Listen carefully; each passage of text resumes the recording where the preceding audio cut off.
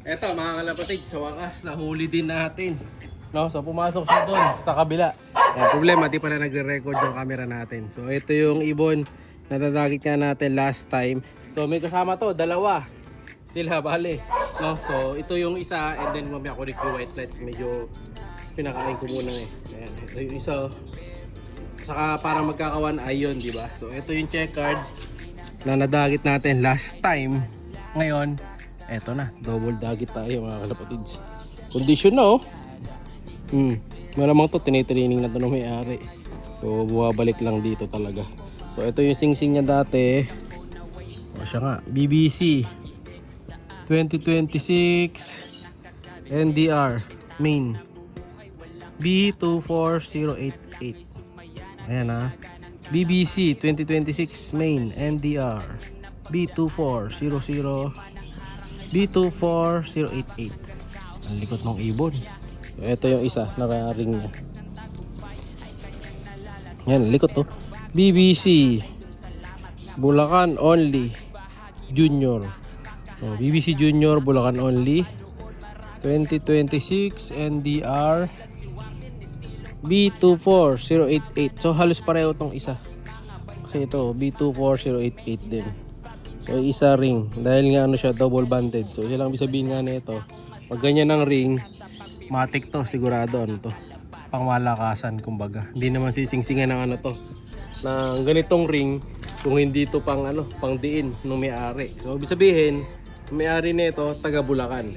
So halos malapit lang dito sa atin, malamang nandito sa gawing pa-south mula sa area natin mga kalapatid. So yung mata niya, ayan o, may kulay-kulay na rin. So dalawa na sila ngayon. Ang problema, ayan, gabi na. So hindi na natin sila patotos. Diba? Diba pangako ko sa inyo, kapag ito nahuli ulit natin, totos ko sa mas malayo. So last time, tinos ko to dun sa may apalit. So kung bukas, possible umalis ulit ako. So ihahagis natin to. Kasama nung isa pang dagit na nakuha natin. So yung isang dagit naman, ito. Baka di nyo napanood kahapon. Dito yung isa.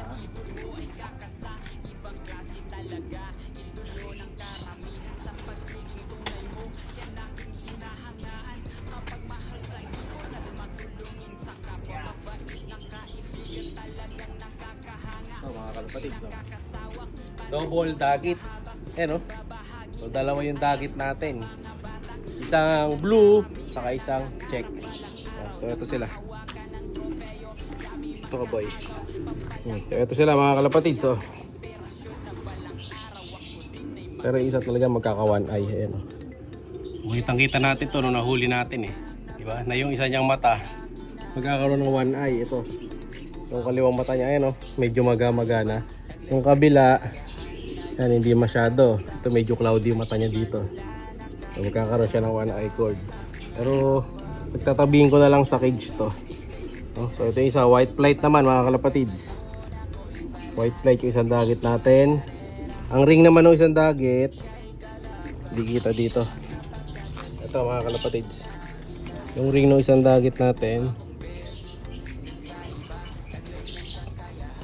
Belgium 2026 imported bird 015512. Ulitin natin, Belgium 2026 015512. Ito yung dalawang dagit mga kalapatids.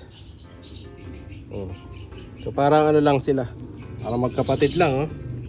So isang white flight, isang checkered no?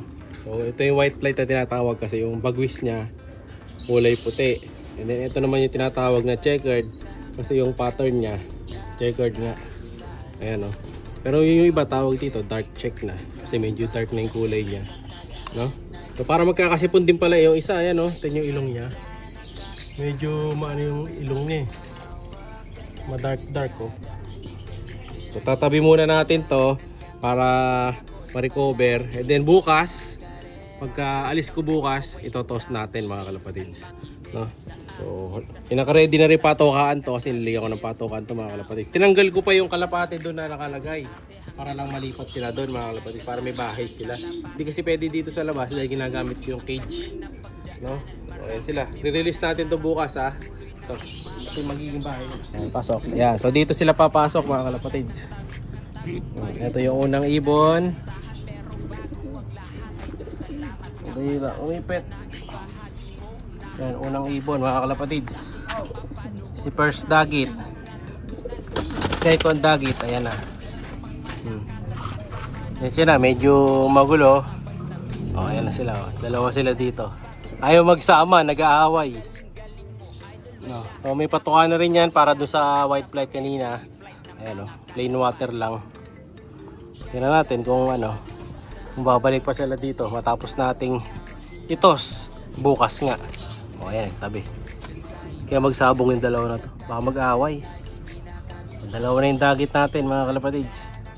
Ganyan talaga, siyempre. Dahil masarap daw yung ano dito, patuka. Kaya dito lang sila nagbabalik-balik. No? Pero totos nga natin. Sana hindi na bumalik. Mas maganda to kasi kung hindi na bumalik. Kaya lang yung pagtotosan ko pala, hindi pala hindi mula sa Bulacan. Pampanga natin siya totos. So malalayo siya.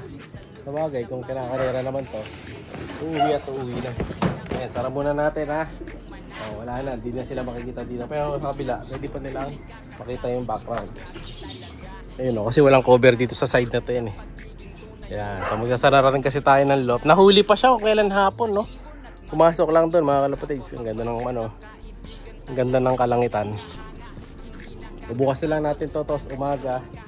Kung sakali umalis kami. Pero kung malalayo, mas maganda. Pero kung sakali, kahit doon na lang sa dati, basta kung saan yung magiging biyahe namin bukas. Kasi ito yung update natin sa tanim ni Tatay Madlaw. Malalaki na oh. Ha? Patay na? Pwede pa? Hindi lang nadiligan. Pero yung mga tanim niya mga kalapatids. Ang bilis lumaki ng okra oh. Ito nyo. Ito yung upo. Matataba yung mga upo. Yung okra, huli natin binidyo to para damo lang sa liit. Ngayon, malaki na oh. May bunga agad. Yan lang pala oh. Oh. Pwede nang pakinabangan oh. May bunga na mga kalapatids ayun oh. Maliit na. Mga ilang araw yung bago lumaki. 1 week lang eh. 1 week lang eh. Pwede nang kain. Tapos yung mga talbos ng kamote. Ito ang bilis nila lumaki oh. Isang araw kumuha pa lang ako dyan eh. Ngayon meron na ulit. Tapos po oh. Diba ang bilis lang.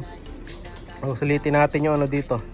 Yung lupa abang wala pang baha. Pag bumaha na kasi ng sunod-sunod ang ulan, abutin ng tubig to. Ayan yung talong oh. Pag to lumaki, solve tayo dito. Kaya nga nakasupot yan, nakasupot. Nakasako. Para pagka bumaha, pwede silang itaas. Ayun, gano'n lang, dilig-dilig lang si tatay doon. Nalipat na yung farm niya dito, lumapit na yung farm. You know. Update ko kayo bukas mga kalapatids ha. Pag tinos natin yung isa. Pipicturean ko muna iba mga ibong ko. Pakita ko sa inyo sa next na content natin. Kasi marami ako young bird dito eh. So i-out natin yung iba kasi masyadong madami yung ibon. Yung iba, ending bird syempre. Oh, eto ang dami oh. Papakita ko sa inyo lahat yung isa-isa. Bukas na lang mga kalapatids. Siya'y kalapatistang napakagaling na kinakilala.